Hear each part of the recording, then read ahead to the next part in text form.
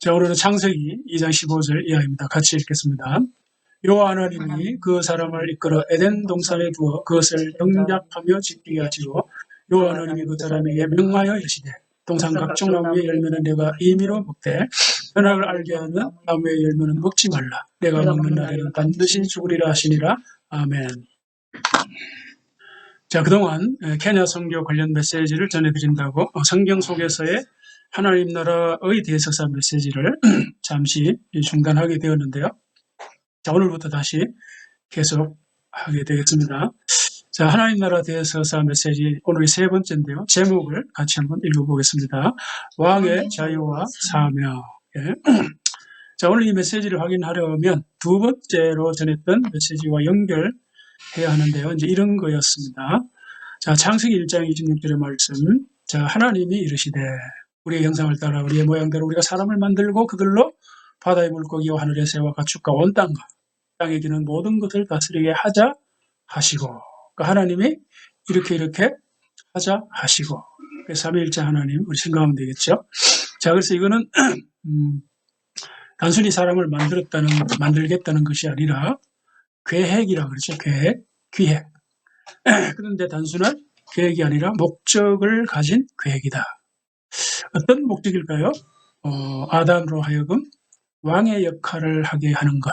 그러니까 하나님은 사람을 자기 형상대로 지으셨는데 그렇게 지으신 목적이 뭔가 하면은 왕의 역할, 왕의 임무를 수행하도록 하기 위해서 지으셨다. 그런 뜻입니다. 자, 그래서 여기서 우리가 분명히 해야 될 것이 이겁니다. 하나님이 사람을 왜 지으셨는가? 왕이 되게 하기 위해서, 왕의 임무, 왕의 역할을 하도록 하기 위해서. 정리하면 이제 이렇게 됩니다. 자, 27절은 하나님께서 자신의 그 계획대로 실행에 옮기셨다. 이런 내용이죠. 자, 그 다음 28절은 하나님께서 아담과 하와에게 다스림의 임무, 즉 왕의 임무를 실제로 부여하시는 장면이다. 생각하면 되겠죠. 자, 그래서 하나님의 사람 창조 계획을 저번에 5가지로 정리해 드렸는데 이 첫 번째와 두 번째는 하나님의 사람 창조 방법, 그 다음에는 뭐죠? 하나님의 사람 창조 목적. 궁극적인 목적은 마지막 5번에 있는 대로 복을 주자, 그러니까 축복하자는 거죠. 그래서 하나님은 사람을 창조하셔서 축복하셨다. 그러니까 축복은 히브리 언어로 이제 바라크라고 하는 건데, 자, 이것은 뜻이 하나님을 송축한다 이런 뜻이고 높인다 이런 뜻이 있어요. 그러니까 하나님은 인간을 자신의 형상대로 만든 것 자체도 하나님이 인간을 높이는 것이고 축복하는 것이지만 이제 궁극적으로 인간을 축복하시는 것. 그러니까 축복은 더 쉬운 말로 말하면 계속해서 좋게 하는 거예요. 계속해서. 그러니까 아담만이 아니라 저와 여러분들이 다 그런 존재로 지음 받았다는 것이죠. 자, 얼마나 엄청난 축복이고 감당하기 어려운 은혜죠. 자, 그리고 여기 형상이라고 하는 단어는 이 원어로 첼렘 여기 있잖아요. 첼렘이다. 또 데무트 이렇게 되어 있는데 이제 이 단어라고 하는 것은 우리가 아는 대로 시대의 결과물입니다. 그러니까 시대의 문화와 사상을 반영하는 거예요. 오늘날에도 새로운 그 단어들이, 용어들이 젊은이들이 많이 만들어내잖아요. 그러니까 그런 거죠. 그러니까 고대 근동 세계에서 만들어진 단어인데 이런 단어와 문화가 생겨난 이유가 뭔가 하면은 고대 세계에서 아버지가 왕일 경우 아들이 아버지를 대신해서 부왕 역할을 하는 관습들이 있었기 때문이라고 말씀드렸어요. 다시 말하면 하나님은 자신을 대신하여 왕노릇할 사람을 세우기 위해서 자신의 형상과 모양을 닮은 사람을 만드셨다. 이런 뜻입니다. 자, 그래서 정리해서 이렇게 말씀드렸는데 하나님 형상이라고 하는 것은 첫째 실체론적으로 그러니까 우리가 도덕성이나 영혼, 자유의지, 이성 이런 걸 이제 기본적으로 의미하고 그다음 이제 관계 차원에서 이해할 수 있어요. 그러니까 인간은 관계적 존재죠. 그러니까 관계 속에서 태어나는 거예요. 엄마와 아빠라고 하는 그 관계 속에서 우리가 태어난 거고, 남자와 여자는 이제 관계의 전형 혹은 원형이 되는 거죠. 자, 그래서 우리가 누구나 다 이제 엄마와 아빠 사이에서 태어나는데, 그래서 가정이라고 하는 관계 속에서 우리가 태어나서 자라게 됩니다. 그래서 인간은 사실은 이 삼위일체 하나님의 관계라고 하는 그런 관계 속에서 태어난 관계적 존재입니다. 그래서 인간의 모든 활동은 이제 관계를 바탕으로 이루어지는 것이죠. 그래서 하나님의 공동체, 삼위 하나님의 관계를 닮았기 때문이라 그랬고, 마지막에 이제 기능론, 그러니까 인간이라면 누구나 다 역할과 기능이 있는데 그 대표적인 것이 바로 다스림, 통치라고 하는 관계의 역할입니다. 물론 이 상황에 따라서 뭐 리더십으로 나타나기도 하고, 또 돌봄이나 보살핌, 혹은 뭘 만든다거나 또 문화적인 활동으로 나타납니다. 그래서 이런 걸 다 종합해서 형상과 모양인데, 자, 이 모든 것을 통합적으로 잘 대표하는 것이 바로 이 왕입니다. 왕. 그러니까 왕의 역할, 왕의 지위죠.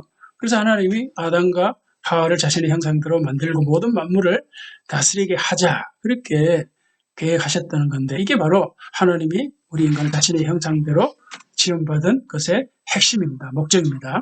자, 그래서 여기서 중요한 거는 뭘까? 적용인데, 적용. 그러니까 저와 여러분들이 다 왕으로 세워졌다는 사실입니다. 이걸 받아들이고 믿어야 돼요. 왜 그럴까요? 그 이유는 아담은 1차적으로 인간을 의미하거든요. 히브리어로 아담은 인간, 사람이란 뜻이에요. 물론 이제 우리가 아담을 고유명사로 쓰기도 하죠. 자, 그렇기 때문에 아담은 한 개인인 동시에 모든 사람을 의미하는 거예요. 모든 인간.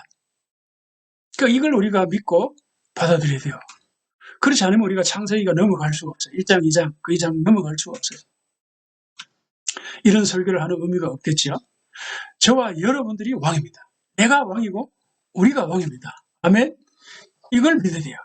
물론 궁극적인 왕은 하나님이시고 그리스도 예수이지만, 그러나 우리는 창조될 때부터 본래부터 하나님을 대신하고 대표하는 부왕의 지위를 얻었다는 거예요.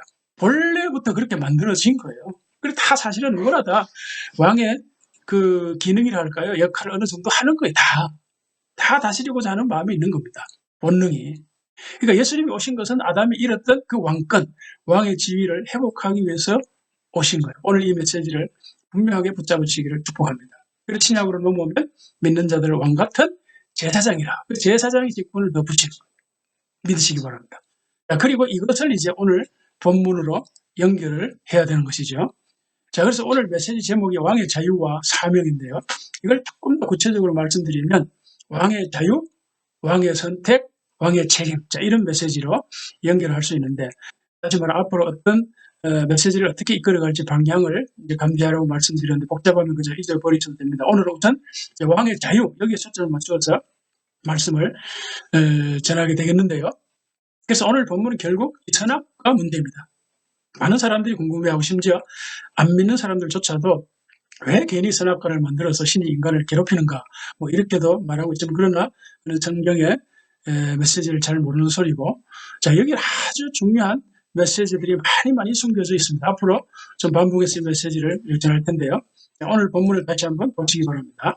자, 여호와 하나님이 그 사람을 이끌어서 에덴 동산에 두어서 이제 경작하게 했다, 이런 말이 있고, 또 이제 계명을 주죠. 자, 각종 나무의 질과는 임의로 자유롭게 먹을 수 있지만 선악을 알게 하는 나무는 먹지 말라, 이렇게 했습니다. 이 본문을 가장 먼저 왕의 자유라고 하는 관점에서 이해하고 해석해야 됩니다. 왜 그런가 하면 성경도 하나의 책인데요. 어떤 책이든 문맥이 중요하고, 문맥보다 더 중요한 것은 저자의 의중, 저자의 생각입니다. 물론 이 창세기 저자는 이제 모세이지만 그는 하나님의 발언으로 언급되는 그 하나님의 말씀을 인용하며 썼기 때문에 우리 하나님의 의중과 문맥을 고려해야 되는데, 그런 그 해석을 두고 관점 해석이라고 그래요. 관점 해석. 그러니까 어떤 관점에서 본문을 보고 해석하는가. 그거 굉장히 중요합니다. 어떤 관점. 내 관점이 아니고 내 입장도 아니고, 민중신학이나 해방신학 그런 관점도 아니고, 칼 마르크스나 동성애 관점도 아니고, 그러니까 어떤 관점이 가장 건전한 것. 성경 자체의 입장과 관점입니다.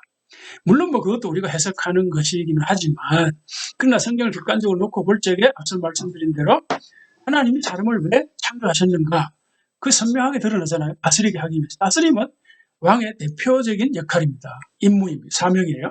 자, 그런 관점에서 봐야 된다, 이 말이에요. 자, 그래서 이제 성경을 이제 기록 그대로 보면 창세기 1장이 뭐죠? 만물 중심으로 기록했고, 2장은 이제 사람 중심으로 기록했는데, 1장에서 아담과 하와가 창조된 목적을 말씀했죠. 앞서 언급한 대로 왕의 지위, 그러니까 왕의 사명을 감당하도록 하기 위해서 지었었어요. 그렇다면 2장은 뭘까? 2장은 쉽게 말해서 에덴 동산인데 이제 아담이라고 하는 왕이 실제적으로 왕의 역할, 다시 실제적으로 왕의 통치 역할을 할 수 있는 통치 구역을 만들어 주셨다, 이런 얘기예요. 자, 그리고 중앙에 선악과를 주시는데 우리가 여기에서 반드시 기억해야 할 것은 선악과 그것만 보면 안 된다는 거예요. 선악과 주변에 수많은 다른 과실수들이 있다는 거. 그 구절이 바로 이거죠. 여호와 하나님 그 사람 명하여 이르시되 동산 각종 나무의 열매. 그러니까 수많은 나무의 열매가 있어요. 그러니까 이 수많은 나무와 선악과, 이걸 같이 생각을 해야 됩니다. 자, 그러니까 아담과 하와는 곧바로 선택의 문제에 직면하죠. 어떤 선택일까요? 자, 명령이 주어졌으니까 선악과 자체를 먹을까 말까, 이것도 있지만 또 하나 뭐죠? 선악과를 먹을까? 나머지 수많은 이 실과를 먹을까? 이 선택의 문제예요. 그러니까 이 두 가지 다 핵심은 선택이죠. 그죠? 그러니까 더 큰 주제로 말하면 자유의 문제입니다. 자유. 그러니까 선택할 수 있다는 것은 자유가 있다는 것입니다. 자유를 존재하지 않으면 선택은 불가능한 것이니까요. 자, 그래서 여기 중요한 것은 이것입니다. 하나님께서 인간을 자신의 형상대로 창조하셨다는 것은 100% 자유를 보장하셨다. 100% 선택권을 주셨다, 이런 뜻이죠. 그러니까 이것저것을 선택할 수 있는 권한이 인간에게 주어졌다, 이런 뜻입니다. 이 사실이 너무너무 중요한 거예요. 이거는 100% 자유, 100% 선택입니다. 그러니까 100% 자유, 100% 선택이라고 하는 말의 의미는 뭘까요? 하나님 인간을 로봇이나 기계로 만들지 않았다, 이 말이에요. 그러니까 실제로 아담과 하와가 타락함으로써 100% 자유, 100% 선택권을 주셨다는 것이 역설적으로 입증이 된 거죠. 자, 그래서 바로 이 부분에서 인간의 자유와 가치, 그러니까 나의 가치죠, 나의 가치. 이걸 우리가 확인할 수 있어야 됩니다. 뭐죠? 우리 하나님은 우리 인간에게, 나에게 100% 자유와 100% 선택권을 주셨다는 점에서 나의 가치가 있는 거예요. 여기 인간의 존엄이 있고 나의 존엄이 있고 인간의 품위가 있고 나의 품위가 있고, 이게 바로 인간의 인간됨, 나의 나됨. 여기에 인간의 책임성이 따라오는 거예요. 이게 하나님의 형상을 닮았다는 사실의 가장 중요한 부분이에요. 그렇다고 이것을 하나님 없는 인간의 자율성이다, 그런 건 아니죠.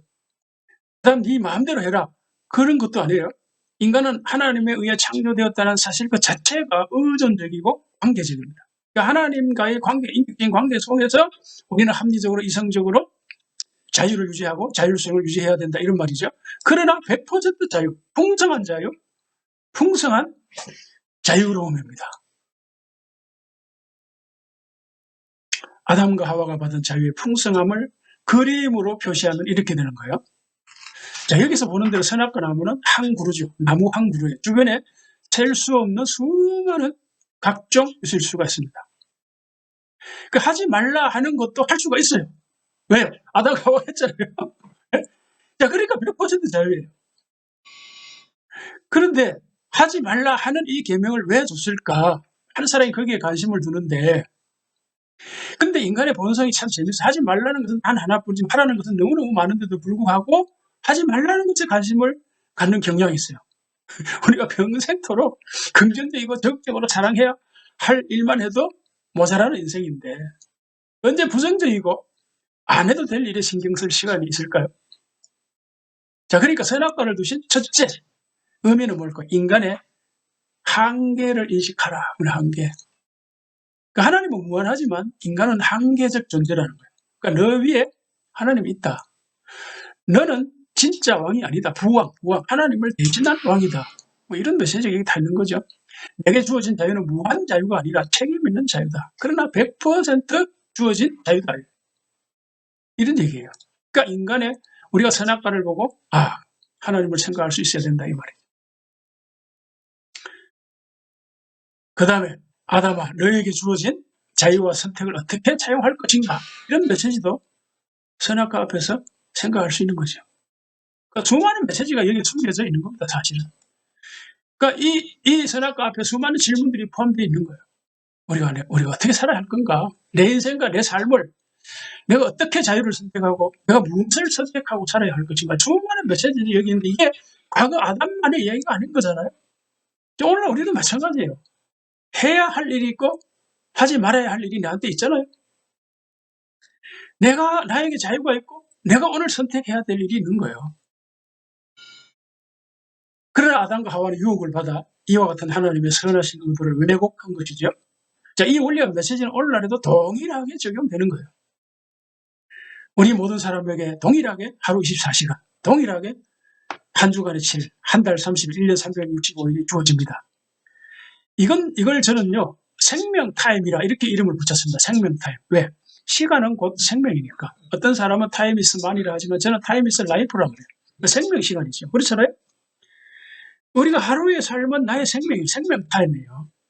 이 주어진 똑같은 생명 타임 하루를 우리가 어떻게 선택하고 어떻게 살아갈 것인가 하는 것은 그 사람의 몫이에요. 누구 간섭할 수가 없어요.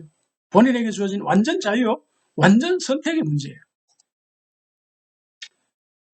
자유 다음에 자유와 함께 반드시 생각해야 할 것이 선택이죠.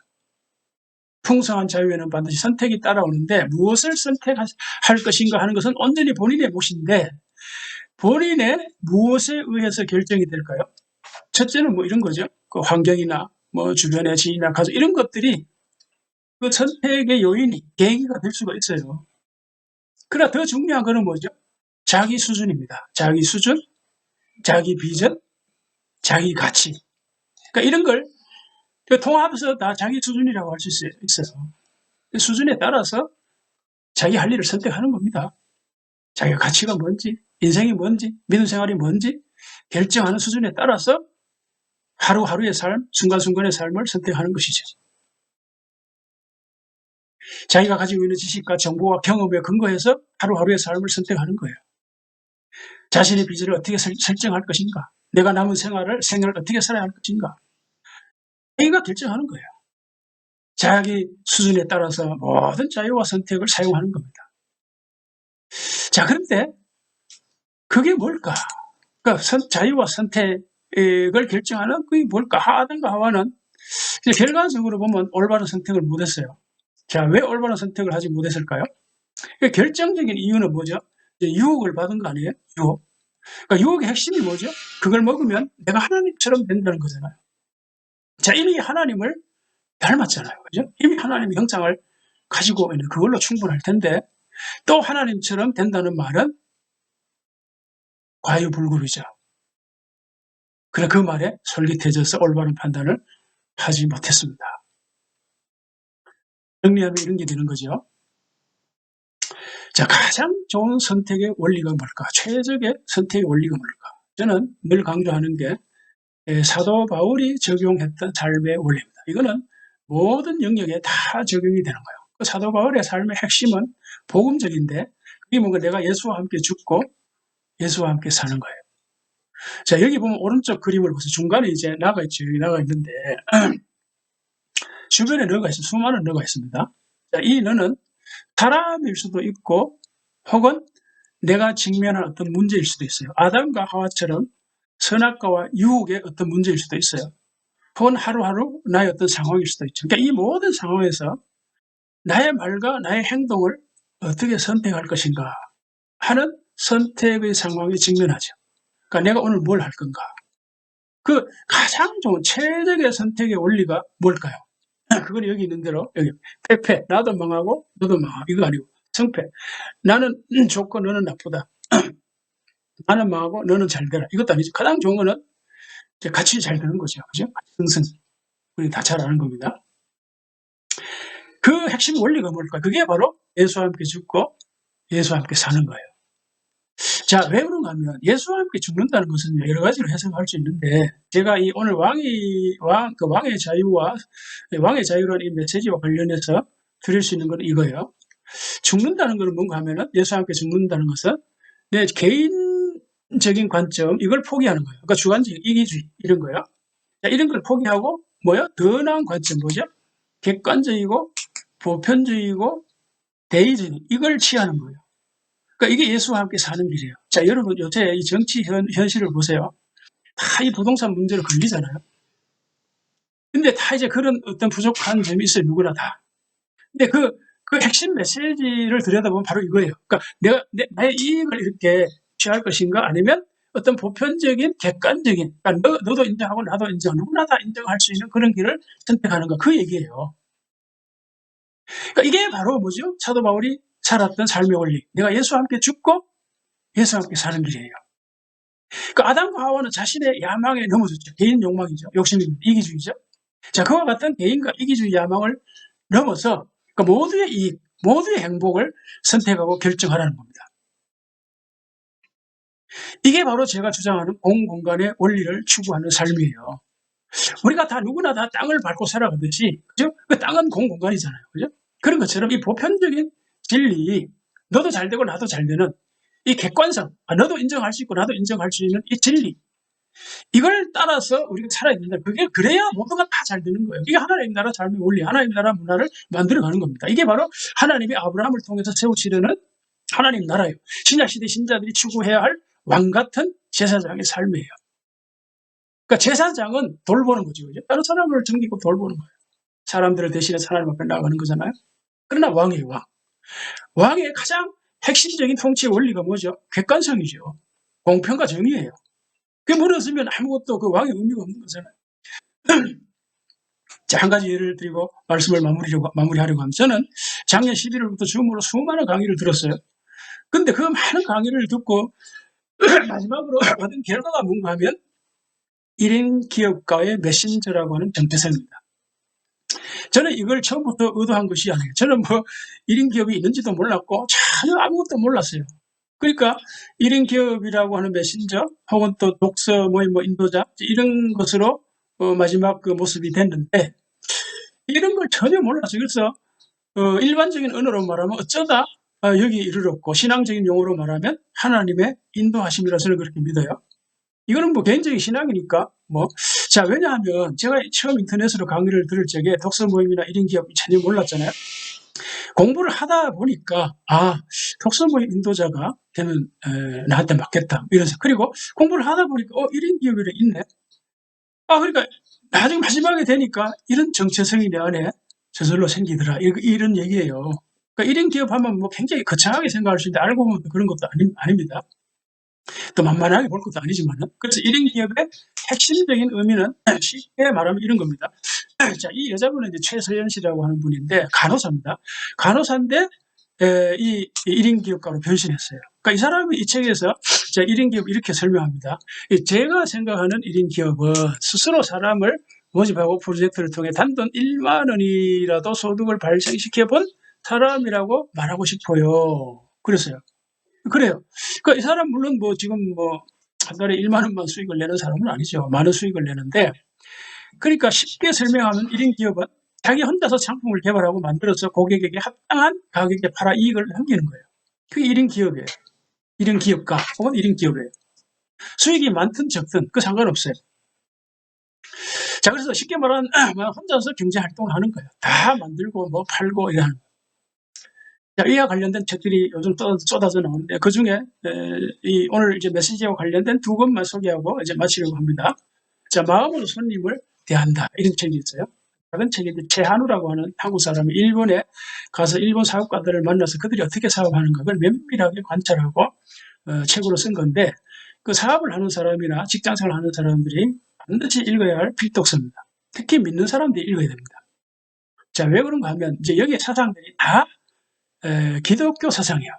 이 사람이 믿는지 안 믿는지 그는 몰라요. 그러니까 내용을, 저는 이제 목사이기 때문에 자, 이게 이 바이블 메시지인지 아닌지 분별할 수 있잖아요. 자, 그런 얘기입니다. 자, 이 책 마지막 부분 101페이지에 보면 여기 이런 말을 합니다. 자, 일본에 있는 우스노미야라고 슈퍼 호텔의 경영 원리를 소개하는, 이 호텔은 무조건 고객의 이익을 우선한다, 이런 철학을 가지고 있어요. 자, 이게 기독교 사상 아니에요? 고객의 이익을 우선한다. 교회 같으면 목사가 성도를 먼저 섬긴다, 그런 말이에요. 그렇다고 이익이 없으면 안 되니까. 그래서 그들이 외친 슬로건이 뭔가 하면 이겁니다.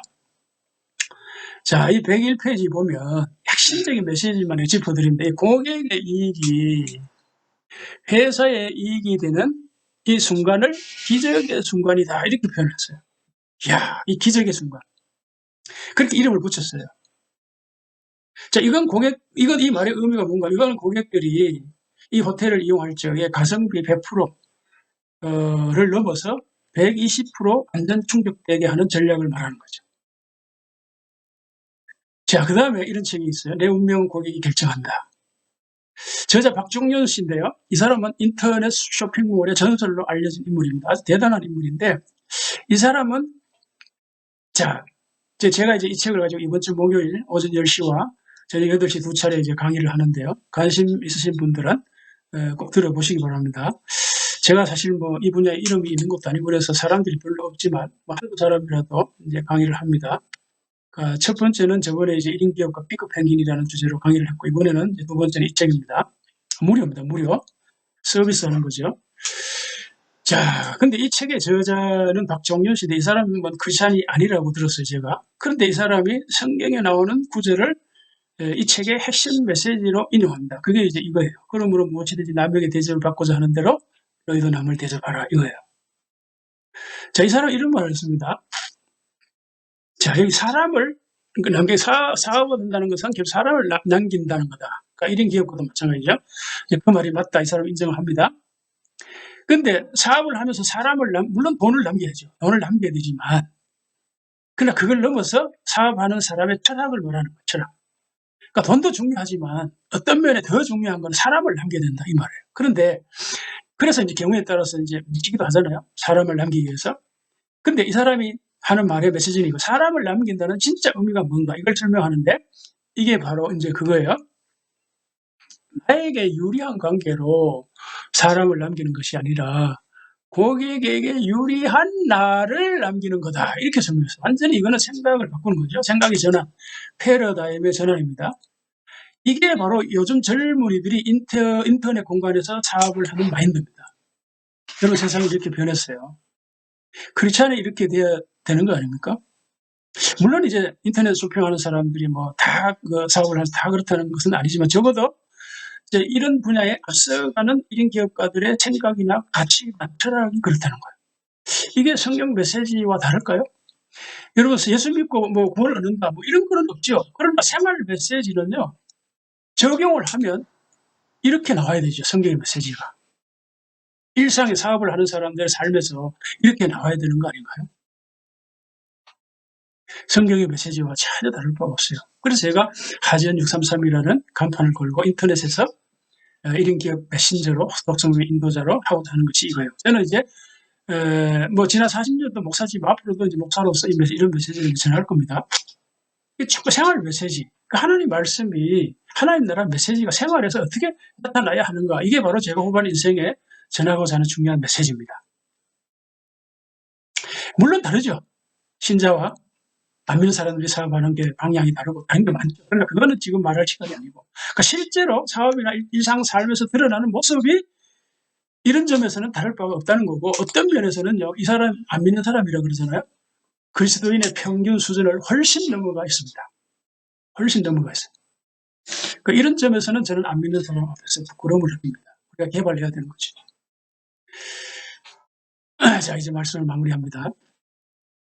자, 저와 여러분들은 처음부터, 본래부터 왕으로 태어났어요. 왜? 왕으로 창조되었으니까. 이제 그러니까 더 이상 세상 나라의 대통령이나 왕에게 기대해서 실망하거나 화를 내거나 기뻐하지 마십니다. 뭐 그게 뭐 기대할 거 있다고 기대에 못 미쳐서 화를 내고 실망하고 그럽니까? 이제는 저와 여러분들이 왕이에요. 내가 왕이에요. 내가 왕. 내가 대통령이에요. 하나님이 우리를 왕으로 창조하셨어요. 저들에게 기대할 바가 뭐가 있나요? 저는 그냥 게임으로, 세상 사람들이 저런 게임을 하고 있구나, 게임으로 그냥 즐기고 있어요. 재미있네, 잘하구나, 뭐 이렇게 거리를 둡니다. 거리를 둘 수밖에 없어요. 왜? 우리가 너무나 뭐 그동안 실망한 것으로 충분하잖아요. 내가 왕입니다. 내가. 우리는 이미 왕입니다. 하나님 앞에서. 하나님이 저와 여러분들을 왕으로 세우셨습니다. 믿으시기 바랍니다. 왕이라고 하는 존재는 적어도 한 나라를 책임지는 위치에 있습니다. 백성의 안위를 돌보고 나라를 경영하고 발전적인 방향으로 백성을 이끌어갈 사람입니다. 왕의 자세로 내 가정과 내 삶과 내 직장과 내 사업을 이끌어가야 합니다. 내 모든 삶의 영역에서 기본적인 방향은 왕의 통치 스타일입니다. 공평과 인내입니다. 이런 삶의 방향을 중심으로 왕은 자유로운 선택을 할 수 있습니다. 책임지는 선택입니다. 그러나 그 선택은 자기 수준에 따라서 나옵니다. 여러분, 이 사회 정치인들이요, 수많은 선택을 하잖아요. 자기 수준이에요, 자기 수준. 때문에 우리 수준을 높여야 됩니다. 성경을 부지런히 읽고요. 일반 서적도 부지런히 읽어서 자기 수준을 높여야 됩니다. 모든 영역이 그렇지만 특히 직업활동을 포함한 경제활동에서 왕의 역할이 요청됩니다. 왜냐하면 왕의 특성이 경제적인 영역에서 가장 잘 나타나기 때문입니다.